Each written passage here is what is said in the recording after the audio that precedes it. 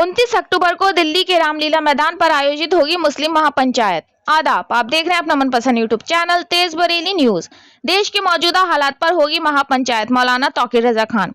दिल्ली बरेली आज आईएमसी प्रमुख मौलाना तौकीर रजा खान ने प्रेस क्लब दिल्ली में प्रेस वार्ता कर ऐलान किया कि 29 अक्टूबर को दिल्ली के रामलीला मैदान पर सुबह 10 बजे से अखिल भारतीय मुस्लिम महापंचायत का आयोजन किया जाएगा। देश में देश भर के मुसलमान शामिल होंगे। उन्होंने कहा कि मुसलमान बेहद नाजुक दौर से गुजर रहे हैं। देश में मुसलमानों के खिलाफ नफरत का माहौल बना दिया गया है। नए नए तरीके अपनाकर पीछे धकेला जा रहा है। राजनीतिक, सामाजिक, तालीमी, कारोबारी क्षेत्र में पीछे धकेला जा रहा है। मुसलमानों पर झूठे आरोप लगाकर माओ लीचिंग की जा रही है। बेकसूर मुसलमानों को जेलों में डाला जा रहा है। यही नहीं, झूठे आरोप लगाकर घरों पर बुलडोजर चलाया जा रहा है। इन्हीं सब तकलीफों से निजात के लिए देश भर के मुसलमान रामलीला मैदान में महापंचायत करेंगे। मौलाना ने कहा कि इस महापंचायत में मुसलमानों के साथ देश भर मजलूम की आवाज को उठाया जाएगा।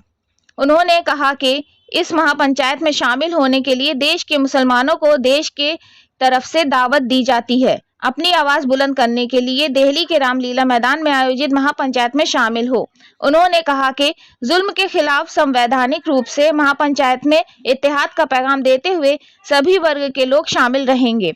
आईएमसी मीडिया प्रभारी मुनीर इदरीसी ने बताया कि इस महापंचायत को वी द इंडियन मुस्लिम, हम भारत के मुसलमान नाम दिया गया है।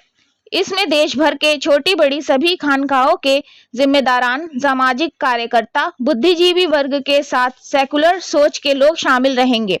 महापंचायत का आयोजन आईएमसी प्रमुख मौलाना तौकीर रजा खान के संरक्षण और सुप्रीम कोर्ट के जाने माने वकील महमूद प्राचा की देख में आयोजित की जाएगी। दिल्ली प्रेस वार्ता में शामिल रहे महमूद प्राचा, डॉक्टर नफीस खान, डॉक्टर जर्रार, मुनीर इदरीसी। रिपोर्ट समीर अहमद। कैसे देखते हैं पूरे मामले को? आज असल में हम जो अपने देश में अमन स्थापित करने के लिए, बहाल करने के लिए फिरका परस्तों ने जो बदअमनी का माहौल देश में बना दिया है, उससे अपने देश को ठीक करने के लिए 29 तारीख को जो हम कॉन्फ्रेंस करने जा रहे हैं रामलीला ग्राउंड में मुस्लिम महापंचायत, उसके लिए बुलाया गया है। बाकी इजराइल ने जो कुछ किया है वो पूरी दुनिया ये जानती है कि इजराइल नाजायज कब्जेदार है। उसने नाजायज कब्जा किया हुआ है। वो शरणार्थी की हैसियत से गया था और फिलिस्तीनियों ने उसकी उन लोगों की मदद की थी, नरेंद्र मोदी हमदर्दी की थी।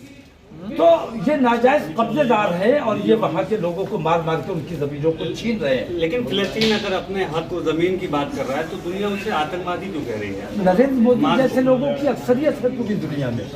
अक्सरियत नरेंद्र मोदी जैसे जालिम लोगों की है। जालिम हमेशा जालिम का साथ देगा, मजलूम का साथ कभी नहीं देगा। जी।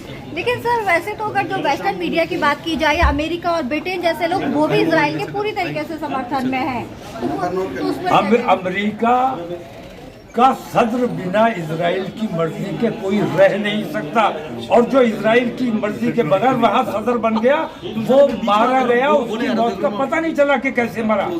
अमेरिका को अमेरिका नहीं चला रहा है, अमेरिका को इजराइल चलाने का काम कर रहा है। तो इजराइल के साथ अमेरिका का खड़ा होना तो स्वाभाविक है, लेकिन नरेंद्र मोदी का खड़ा होना ये स्वाभाविक इसलिए नहीं है कि अगर नरेंद्र मोदी अडानी जी को अगर इजराइल की सबसे बड़ी बंदरगाह ना दी गई होती तो शायद नरेंद्र मोदी इजराइल की हिमायत ना करते। अडानी जी को जो वहां से बंदरगाह मिली है उसके इवज में नरेंद्र मोदी ने उनकी हिमायत की।